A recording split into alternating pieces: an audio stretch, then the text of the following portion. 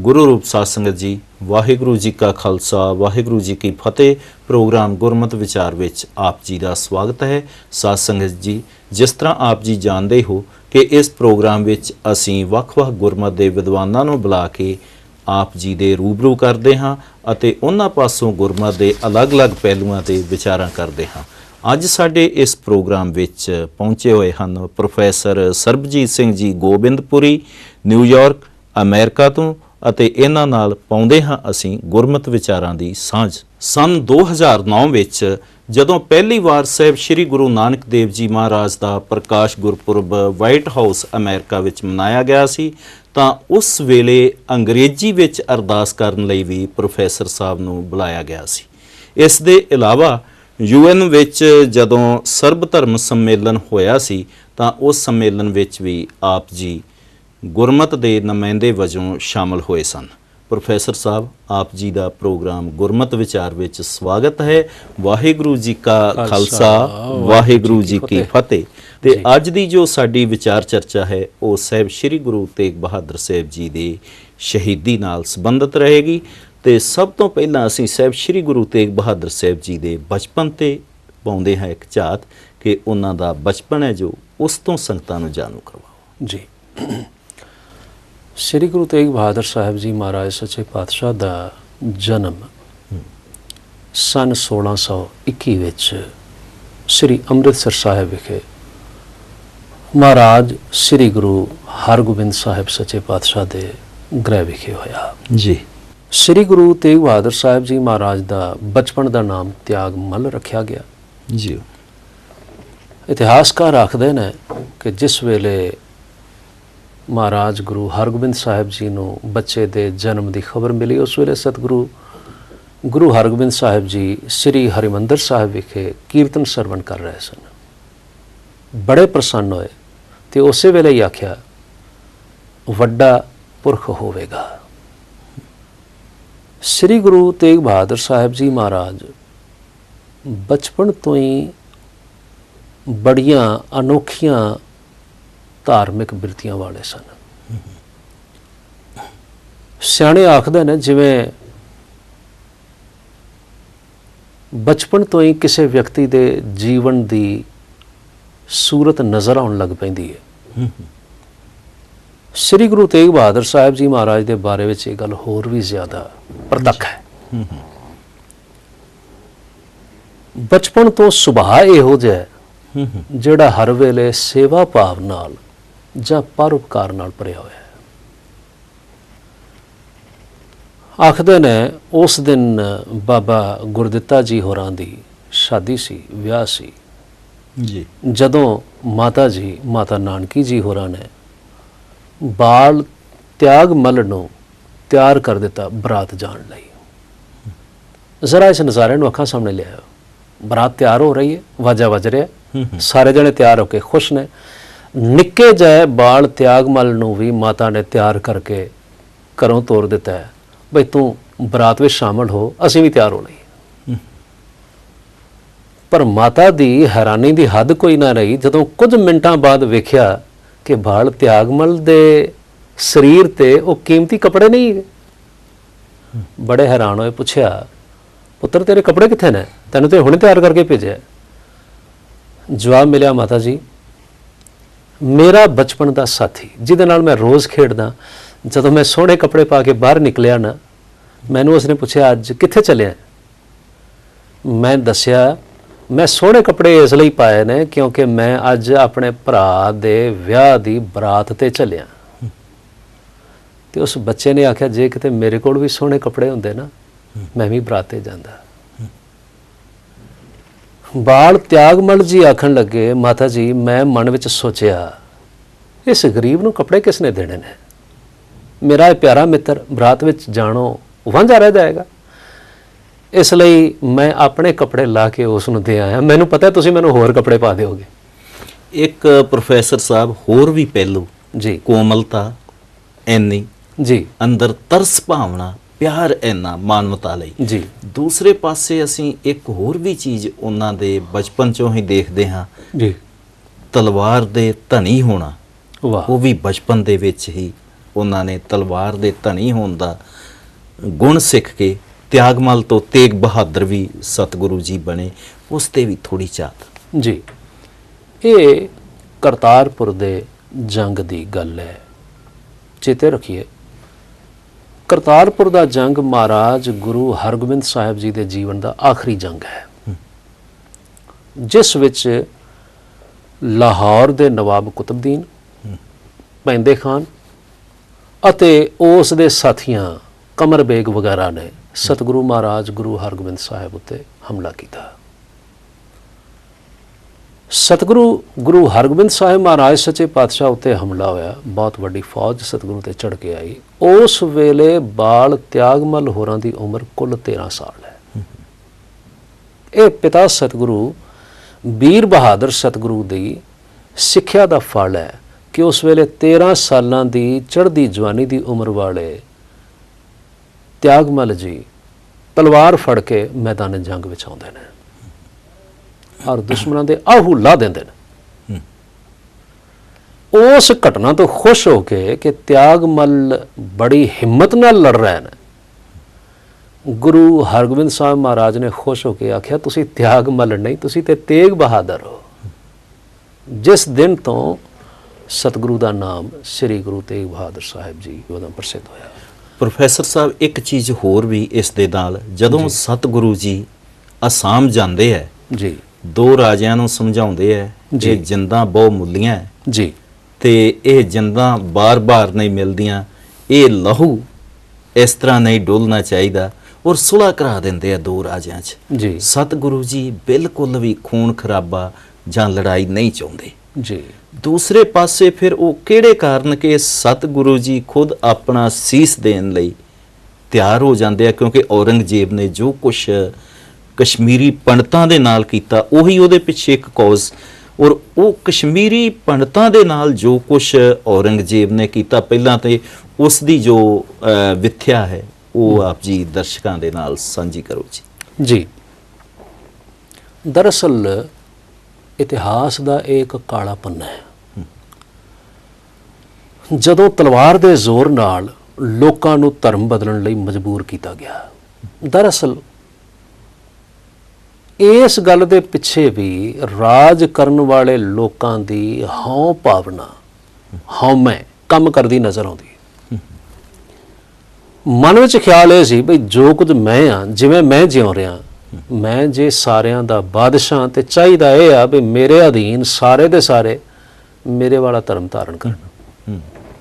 ਹੁਣ ਇਸੇ ਸੋਚ ਨੂੰ ਮੁੱਖ ਰੱਖਦਿਆਂ ਕੱਟੜ ਬਿਰਤੀ ਵਾਲੇ ਔਰੰਗਜ਼ੇਬ ਨੇ ਹੁਕਮ ਚਾੜ ਦਿੱਤਾ ਕਿ ਕਿਸੇ ਵੀ ਤਰ੍ਹਾਂ ਲਾਲਚ ਦੇ ਕੇ, ਪਿਆਰ ਨਾਲ, ਪ੍ਰੇਰਣਾ ਕਰਕੇ, ਡਰ ਦੇ ਕੇ, ਜਿਵੇਂ ਮਰਜ਼ੀ ਹਿੰਦੁਸਤਾਨ ਦੇ ਸਾਰੇ ਹਿੰਦੂਆਂ ਨੂੰ ਮੁਸਲਮਾਨ ਬਣਾਇਆ ਜਾਏ। ਸ਼ੁਰੂਆਤ ਕੀਤੀ ਗਈ ਕਸ਼ਮੀਰ ਦੇ ਪੰਡਤਾਂ ਤੋਂ। ਕਿਉਂ? ਕਿਉਂਕਿ ਕਸ਼ਮੀਰੀ ਪੰਡਤ ਬਹੁਤ ਸਿਆਣੇ ਨੇ, ਦਿਮਾਗ ਵਾਲੇ ਪ੍ਰਚਾਰਕ ਸਨ, ਹਿੰਦੂ ਧਰਮ ਦਾ ਪ੍ਰਚਾਰ ਉਹ ਕਰਦੇ ਸਨ। ਕੁਦਰਤੀ ਗੱਲ ਸੀ ਕਿ ਜਦੋਂ ਇਹਨਾਂ ਸਿਆਣੇ ਚੰਗੇ ਦਿਮਾਗ ਵਾਲੇ ਪ੍ਰਚਾਰਕਾਂ ਨੂੰ ਕਾਬੂ ਕਰ ਲਿਆ ਜਾਏ, ਮੁਸਲਮਾਨ ਬਣਾ ਲਿਆ ਜਾਏ, ਇਹ ਆਪੇ ਸਾਰਿਆਂ ਨੂੰ ਮੁਸਲਮਾਨ ਬਣਾ ਲੈਣ। ਉਸ ਵੇਲੇ ਕਸ਼ਮੀਰ ਦੇ ਪੰਡਤਾਂ ਨੇ, ਕਸ਼ਮੀਰ ਦੇ ਬ੍ਰਾਹਮਣਾਂ ਨੇ ਮਨ ਵਿੱਚ ਇਹ ਖਿਆਲ ਕੀਤਾ ਕਿ ਇਸ ਜ਼ੁਲਮ ਦੇ ਚੱਕਰ ਤੋਂ ਸਾਨੂੰ ਕੌਣ ਬਚਾ ਸਕਦਾ ਹੈ। ਦੇਖੋ, ਇਹ ਗੱਲ ਸਾਨੂੰ ਅੱਜ ਵੀ ਚੰਗੀ ਤਰ੍ਹਾਂ ਧਿਆਨ ਨਾਲ ਸਮਝ ਲੈਣੀ ਚਾਹੀਦੀ ਹੈ। ਗੁਰੂ ਤੇਗ ਬਹਾਦਰ ਸਾਹਿਬ ਕੋਈ ਰਾਜਾ ਨਹੀਂ ਸਨ, ਕੋਈ ਬਾਦਸ਼ਾਹ ਨਹੀਂ ਸਨ ਕਿ ਗੁਰੂ ਕੋਲ ਫੌਜਾਂ ਹੁੰਦੀਆਂ ਤਾਂ ਕਿ ਗੁਰੂ ਨੂੰ ਆ ਕੇ ਕਹਿੰਦੇ ਮਹਾਰਾਜ ਤੁਸੀਂ ਸਾਡੀ ਰੱਖਿਆ ਕਰੋ, ਤੇ ਸਤਿਗੁਰੂ ਫੌਜਾਂ ਲੈ ਕੇ ਉਹਨਾਂ ਤੇ ਹਮਲਾ ਕਰ ਦਿੰਦੇ। ਗੁਰੂ ਕੋਲ ਕੋਈ ਫੌਜਾਂ ਨਹੀਂ, ਗੁਰੂ ਕੋਈ ਰਾਜਾ ਨਹੀਂ। ਹਿੰਦੁਸਤਾਨ ਦੇ ਸਮੂਹ ਰਾਜਿਆਂ ਨੂੰ ਛੱਡ ਕੇ ਕਸ਼ਮੀਰੀ ਪੰਡਤ ਗੁਰੂ ਤੇਗ ਬਹਾਦਰ ਸਾਹਿਬ ਮਹਾਰਾਜ ਕੋਲ ਆਉਂਦੇ ਨੇ। ਇਸ ਗੱਲ ਪਿੱਛੇ 2 ਸੰਕੇਤ ਨੇ। ਪਹਿਲੀ ਗੱਲ, ਤੁਸੀਂ ਕਹਿ ਸਕਦੇ ਹੋ ਕਸ਼ਮੀਰੀ ਪੰਡਤਾਂ ਦੀ ਦੂਰਅੰਦੇਸ਼ੀ, ਕਿਉਂਕਿ ਉਹਨਾਂ ਨੂੰ ਪਤਾ ਹੈ ਕਿ ਸਾਨੂੰ, ਸਾਡੇ ਧਰਮ ਨੂੰ ਕੋਈ ਰਾਜਾ, ਕੋਈ ਸਿਆਸੀ ਬੰਦਾ, ਕੋਈ ਤਗੜਾ ਬੰਦਾ ਨਹੀਂ ਬਚਾ ਸਕਦਾ। ਬਚਾ ਸਕਦਾ ਮਹਾਂਪੁਰਖ ਬਚਾਏਗਾ, ਤੇ ਗੁਰੂ ਤੇਗ ਬਹਾਦਰ ਤੋਂ ਵੱਡਾ ਕੋਈ ਮਹਾਂਪੁਰਖ ਦੁਨੀਆ ਵਿੱਚ ਹੈ ਨਹੀਂ। ਇੱਕ ਪ੍ਰੋਫੈਸਰ ਸਾਹਿਬ, ਇੱਥੇ ਹੋਰ ਚੀਜ਼ ਬੜੀ ਸੁੰਦਰ ਨਿਕਲ ਕੇ ਸਾਹਮਣੇ ਆਈ। ਅੱਜ ਸਾਡੇ ਵੀ ਧਰਮ ਦੇ ਬਹੁਤ ਸਾਰੇ ਆਗੂ ਤੇ ਹੋਰ ਧਰਮਾਂ ਦੇ ਵੀ ਬਹੁਤ ਸਾਰੇ ਆਗੂ ਕਿਸੇ ਵੀ ਧਰਮ ਨੂੰ ਜਿਹੜਾ ਵਾ ਉਹ ਬਚਾਉਣ ਲਈ ਜਾਂ ਕਿਸੇ ਵੀ ਧਰਮ ਲਈ ਰਾਜਿਆਂ ਵੱਲ ਦੌੜਦੇ ਆ। ਉਹਨਾਂ ਦੇ ਵਾਸਤੇ ਇਹ ਕਿੰਨਾ ਵੱਡਾ ਸਿਧਾਂਤ ਆ ਗਿਆ ਕਿ ਗੁਰੂ ਵੱਲ ਦੌੜਿਆ ਜਾਏ, ਨਾ ਕਿ ਕਿਸੇ ਰਾਜੇ ਮਹਾਰਾਜੇ ਵੱਲ, ਕਿਉਂਕਿ ਜੋ ਸਿਆਸੀ ਲੋਕ ਨੇ ਇਹ ਧਰਮ ਦੇ ਚੰਗੇ ਖੈਰ ਖਵਾਹ ਨਹੀਂ ਹੋ ਸਕਦੇ। ਅਸਲ ਖੈਰ ਖਵਾਹ ਤਾਂ ਧਰਮ ਦਾ ਗੁਰੂ ਤੇਗ ਬਹਾਦਰ ਸਾਹਿਬ ਵਰਗਾ ਧਰਮਾਤਮਾ ਹੀ ਹੋ ਸਕਦਾ ਹੈ। ਚਲੋ ਇੱਕ ਹੋਰ ਸਵਾਲ ਪੈਦਾ ਹੁੰਦਾ ਹੈ ਜੀ। ਔਰੰਗਜ਼ੇਬ ਦੀ ਨੀਤੀ ਆਪ ਜੀ ਨੇ ਦੱਸ ਹੀ ਦਿੱਤੀ ਹੈ ਜੀ। ਕਿ ਤਲਵਾਰ ਦੇ ਨਾਲ ਲੋਕਾਂ ਨੂੰ ਧਰਮ ਤੋਂ ਬਦਲ ਕੇ ਦੂਸਰੇ ਧਰਮ ਦੇ ਵਿੱਚ ਲੈ ਕੇ ਆਉਣਾ। ਜੀ। ਇਸ ਨੀਤੀ ਦੇ ਵਿਰੁੱਧ ਜੋ ਗੁਰੂ ਤੇਗ ਬਹਾਦਰ ਸਾਹਿਬ ਜੀ ਦਾ ਸਿਧਾਂਤ ਹੈ, ਉਹ ਸਿਧਾਂਤ ਵੀ ਤੁਸੀਂ ਸਾਡੇ ਦਰਸ਼ਕਾਂ ਦੇ ਨਾਲ ਸਾਂਝਾ ਕਰੋ ਜੀ। ਜੀ, ਮੈਂ ਆਪ ਸਾਰਿਆਂ ਦਾ ਧਿਆਨ ਇੱਕ ਪੱਖ ਵੱਲ ਪਹਿਲੋਂ ਦਿਵਾਉਣਾ ਚਾਹਣਾ, ਫਿਰ ਆਪਾਂ ਇਸ ਸਵਾਲ ਵੱਲ ਚੱਲਦੇ ਹਾਂ। ਤੁਹਾਨੂੰ ਯਾਦ ਹੋਵੇਗਾ ਮਹਾਰਾਜ ਗੁਰੂ ਤੇਗ ਬਹਾਦਰ ਸਾਹਿਬ ਸੱਚੇ ਪਾਤਸ਼ਾਹ ਦੇ ਬਚਨ ਸਨ, ਧਰਮ ਉਦੋਂ ਬਚਾਇਆ ਜਾ ਸਕਦਾ ਹੈ, ਦੂਸਰੇ ਲਫ਼ਜ਼ਾਂ ਵਿੱਚ ਕ੍ਰਾਂਤੀ ਉਦੋਂ ਆਉਂਦੀ ਹੈ, ਇਨਕਲਾਬ ਉਦੋਂ ਪੈਦਾ ਹੁੰਦਾ ਹੈ ਜਦੋਂ ਕੋਈ ਮਹਾਂਪੁਰਖ ਆਪਣੀ ਕੁਰਬਾਨੀ ਦਿੰਦਾ ਹੈ। ਲਫ਼ਜ਼ ਕੀ ਸਨ? ਜਦੋਂ ਕੋਈ ਮਹਾਂਪੁਰਖ ਆਪਣੀ ਕੁਰਬਾਨੀ ਦਿੰਦਾ ਹੈ। ਮਹਾਂਪੁਰਖ ਕੌਣ ਹੁੰਦਾ ਹੈ? ਦਰਅਸਲ ਮਹਾਂਪੁਰਖ ਉਹ ਹੈ ਜਿਹੜਾ ਹਰ ਪਲ ਸੱਚ ਲਈ ਜਿਉਂਦਾ ਹੈ, ਕਿਉਂਕਿ ਮੇਰੀ ਜਾਚੇ ਸੱਚ ਨਾਲੋਂ ਮਰਨ ਤੋਂ ਵੀ ਜ਼ਿਆਦਾ ਔਖਾ ਹੈ ਸੱਚ ਲਈ ਜਿਉਣਾ, ਕਿਉਂਕਿ ਮਰਨਾ ਤੇ ਇੱਕ ਵਾਰ ਹੈ, ਪਰ ਜੀਵਨ ਜਿਉਂਦਿਆਂ ਸੱਚ ਦਾ ਪੱਲਾ ਨਾ ਛੱਡਣਾ, ਰੋਜ਼-ਰੋਜ਼ ਮਰਨ ਲਈ ਤਿਆਰ ਰਹਿਣਾ ਪਏਗਾ, ਰੋਜ਼-ਰੋਜ਼ ਨੁਕਸਾਨ ਮੌਤ ਦਾ ਮੁਕਾਬਲਾ ਕਰਨ ਲਈ ਤਿਆਰ ਰਹਿਣਾ ਪਏਗਾ। ਇਹ ਵੀ ਇੱਕ ਸਿਧਾਂਤ ਹੈ। ਇਨਕਲਾਬ ਉਦੋਂ ਪੈਦਾ ਹੁੰਦਾ ਹੈ ਜਦੋਂ ਸੱਚ ਲਈ ਜਿਉਣ ਵਾਲਾ ਬੰਦਾ ਕੁਰਬਾਨੀ ਦਿੰਦਾ ਹੈ। ਜਿਹੜੇ ਬੰਦੇ ਸਾਰੀ ਜ਼ਿੰਦਗੀ ਝੂਠ ਲਈ ਜਿਉਂਦੇ ਰਹੇ, ਭਾਵੇਂ ਉਹ ਕਿਸੇ ਮਕਸਦ ਲਈ ਮਰ ਵੀ ਜਾਣ, ਕੋਈ ਇਨਕਲਾਬ ਨਹੀਂ ਪੈਦਾ ਹੁੰਦਾ। ਆਓ ਥੋੜਾ ਜਾ ਕੇ ਚਲੀਏ। ਸ੍ਰੀ ਗੁਰੂ ਤੇਗ ਬਹਾਦਰ ਸਾਹਿਬ ਮਹਾਰਾਜ ਸੱਚੇ ਪਾਤਸ਼ਾਹ ਖੁਦ ਚੱਲ ਕੇ ਦਿੱਲੀ ਗਏ। ਦੇਖੋ, ਔਰੰਗਜ਼ੇਬ ਨੇ ਭੇਜਿਆ ਜ਼ਰੂਰ, ਆਪਣੇ ਪਿਆਦੇ ਭੇਜੇ ਗ੍ਰਿਫਤਾਰ ਕਰਨ ਲਈ, ਪਰ ਸਤਿਗੁਰੂ ਗ੍ਰਿਫਤਾਰ ਨਹੀਂ ਹੋਏ, ਸਗੋਂ ਸੁਨੇਹਾ ਦਿੱਤਾ ਅਸੀਂ ਆ ਰਹੇ ਹਾਂ, ਤੁਸੀਂ ਚਲੋ। ਗੁਰੂ ਤੇਗ ਬਹਾਦਰ ਸਾਹਿਬ ਮਹਾਰਾਜ ਸੱਚੇ ਪਾਤਸ਼ਾਹ, ਆਪਾਂ ਇਹ ਗੱਲ ਬੇਸ਼ੱਕ ਬਾਅਦ ਵਿੱਚ ਵਿਚਾਰਦੇ ਹਾਂ ਬਈ ਆਗਰੇ ਕੀ ਹੋਇਆ, ਆਗਰੇ ਵਾਲੀ ਘਟਨਾ ਕਿਵੇਂ ਵਾਪਰੀ, ਆਪਾਂ ਬਾਅਦ ਵਿੱਚ ਵਿਚਾਰਦੇ ਹਾਂ। ਸ੍ਰੀ ਗੁਰੂ ਤੇਗ ਬਹਾਦਰ ਸਾਹਿਬ ਜੀ ਮਹਾਰਾਜ ਖੁਦ ਚੱਲੇ। ਅੱਜ ਤੱਕ ਤੁਸੀਂ ਕਦੇ ਵੇਖਿਆ ਕਿ ਦੁਨੀਆ ਵਿੱਚ ਜਿਸ ਬੰਦੇ ਨੇ ਕਤਲ ਹੋਣਾ ਹੁੰਦਾ ਹੈ ਉਹ ਖੁਦ ਚੱਲ ਕੇ ਕਾਤਲ ਕੋਲ ਗਿਆ ਹੋਵੇ? ਦੁਨੀਆ ਭਰ ਵਿੱਚ ਸਦਾ ਹੀ ਇਸ ਤਰ੍ਹਾਂ ਹੁੰਦਾ ਹੈ ਕਿ ਜਿਸ ਨੇ ਕਤਲ ਕਰਨਾ ਹੈ, ਕਾਤਲ ਖੁਦ ਚੱਲ ਕੇ ਕਤਲ ਹੋਣ ਵਾਲੇ ਕੋਲ, ਮਕਤੂਲ ਕੋਲ ਆਵੇਗਾ ਤੇ ਉੱਥੇ ਆ ਕੇ ਉਸ ਨੂੰ ਕਤਲ ਕਰਦਾ, ਉਸ ਤੇ ਹਮਲਾ ਕਰਦਾ। ਕਦੇ ਤਾਂ ਨਹੀਂ ਨਾ ਵੇਖਿਆ ਕਿ ਕਤਲ ਹੋਣ ਵਾਲਾ ਮਕਤੂਲ ਖੁਦ ਚੱਲ ਕੇ ਕਾਤਲ ਕੋਲ ਜਾਏ। ਪਰ ਉਰਦੂ ਦਾ ਇੱਕ ਸ਼ੇਅਰ ਮੈਨੂੰ ਬੜਾ ਚੰਗਾ ਲੱਗਦਾ ਹੈ, ਉਹ ਹੈ जब से सुना है मरने का नाम जिंदगी है, सर पे बांधे कफन कातिल को ढूंढते हैं। वाह जी वाह, बहुत सुंदर। गुरु तेग बहादुर साहिब महाराज सच्चे पातशाह सतगुरु ਨੂੰ ਪਤਾ ਹੈ ਕਿ ਮੇਰੀ ਮੌਤ ਵਿੱਚੋਂ ਕਿਸੇ ਧਰਮ ਲਈ ਜ਼ਿੰਦਗੀ ਨਿਕਲਣੀ ਹੈ। ਧਰਮ ਤਾਂ ਬਚਾਇਆ ਜਾਣਾ ਜਦੋਂ ਮੈਂ ਆਪਣਾ ਆਪਾ ਕੁਰਬਾਨ ਕਰਨਾ, ਇਸ ਲਈ ਸਤਿਗੁਰੂ ਖੁਦ ਚੱਲ ਕੇ ਜਾਂਦੇ ਨੇ ਜੀ। ਜ਼ਰਾ ਉਸ ਨਜ਼ਾਰੇ ਨੂੰ ਇੱਕ ਛਿਣ ਲਈ ਆਪਣੀ ਅੱਖਾਂ ਸਾਹਮਣੇ ਲਿਆਓ। ਆਨੰਦਪੁਰ ਸਾਹਿਬ ਦੇ ਵਾਸੀ ਸਤਿਗੁਰੂ ਨੂੰ ਵਿਦਾ ਕਰਨ ਆਏ ਨੇ। ਗੁਰੂ ਤੇਗ ਬਹਾਦਰ ਸਾਹਿਬ ਮਹਾਰਾਜ ਨੂੰ ਪਤਾ ਹੈ ਜਿਸ ਆਨੰਦਪੁਰ ਨੂੰ ਮੈਂ ਆਪਣੇ ਹੱਥੀਂ ਵਸਾਇਆ, ਅੱਜ ਤੋਂ ਬਾਅਦ ਮੈਂ ਕਦੀ ਇਸ ਆਨੰਦਪੁਰ ਵਿੱਚ ਆ ਕੇ ਨਹੀਂ ਵਸਣਾ ਜੀ। ਆਨੰਦਪੁਰ ਦੇ ਵਾਸੀ ਰੋ ਰਹੇ ਨੇ। ਮਾਤਾ ਗੁਜਰੀ ਸਤਿਗੁਰੂ ਨੂੰ ਵਿਦਾ ਕਰਨ ਆਏ ਨੇ। ਬਾਲ ਗੋਬਿੰਦ ਰਾਏ ਜਿਸ ਦੀ ਉਮਰ ਸਿਰਫ 9 ਸਾਲ ਹੈ। ਗੁਰੂ ਤੇਗ ਬਹਾਦਰ ਸਾਹਿਬ ਮਹਾਰਾਜ ਨੂੰ ਪਤਾ ਹੈ ਜ਼ਿੰਦਗੀ ਦੇ ਆਖਰੀ ਹਿੱਸੇ ਵਿੱਚ ਮੈਨੂੰ ਦੁਨੀਆ ਨਾਲੋਂ ਅਨੋਖਾ ਪੁੱਤਰ ਹਾਸਲ ਹੋਇਆ, ਅੱਜ ਆਖਰੀ ਮੌਕਾ ਜਦੋਂ ਮੈਂ ਇਸ ਦੇ ਸਿਰ ਤੇ ਪਿਆਰ ਭਰੇ ਹੱਥ ਫੇਰ ਰਿਹਾ, ਫਿਰ ਮੌਕਾ ਨਹੀਂ ਮਿਲਣਾ। ਤੇ ਬਾਲ ਗੋਬਿੰਦ ਰਾਏ ਨੂੰ ਵੀ ਪਤਾ ਹੈ ਅੱਜ ਤੋਂ ਬਾਅਦ ਸਾਰੀ ਜ਼ਿੰਦਗੀ ਮੇਰੇ ਸਿਰ ਉੱਤੇ ਕਿਸੇ ਨੇ ਪਿਓ ਵਾਲੀ ਛਾਂ ਨਹੀਂ ਕਰਨੀ। ਕਿੱਡਾ ਅਜੀਬ ਨਜ਼ਾਰਾ ਹੋਵੇਗਾ। ਕਿਉਂਕਿ ਧਰਮ ਲਈ ਕੁਰਬਾਨੀ ਦੇਣੀ, ਧਰਮ ਲਈ ਕੁਰਬਾਨੀ ਦੇਣ ਜਾਣਾ ਸਤਿਗੁਰਾਂ ਦੀਆਂ ਨਜ਼ਰਾਂ ਵਿੱਚ ਜਾਂ ਉਹਨਾਂ ਦੇ ਸਪੁੱਤਰ ਬਾਲ ਗੋਬਿੰਦ ਰਾਏ ਦੀਆਂ ਨਜ਼ਰਾਂ ਵਿੱਚ ਇਸ ਦਾ ਮਤਲਬ ਧਰਮ ਕਿੰਨਾ ਵੱਡਾ ਮਹੱਤਵ ਰੱਖਦਾ, ਸਭ ਤੋਂ ਉੱਚਾ, ਸਭ ਤੋਂ ਜੀ ਜੀ ਜੀ। ਸਤਿਗੁਰੂ ਜੀ ਉੱਥੋਂ ਆਨੰਦਪੁਰ ਸਾਹਿਬ ਤੋਂ ਮਈ 1675 ਵਿੱਚ ਨਿਕਲੇ। ਪਟਿਆਲੇ ਵੱਲੋਂ ਲੰਘਦੇ ਆ ਪਿੰਡਾਂ ਵਿੱਚੋਂ ਪ੍ਰਚਾਰ ਕਰਦੇ ਹਾਂ। ਪ੍ਰਚਾਰ ਕੀ ਹੋ ਰਿਹਾ ਹੈ? ਤਾਂ ਕਿ ਲੋਕਾਂ ਨੂੰ ਜਾਗਰਤ ਕੀਤਾ ਜਾਏ ਔਰੰਗਜ਼ੇਬ ਦੇ ਜ਼ੁਲਮਾਂ ਦੇ ਵਿਰੁੱਧ।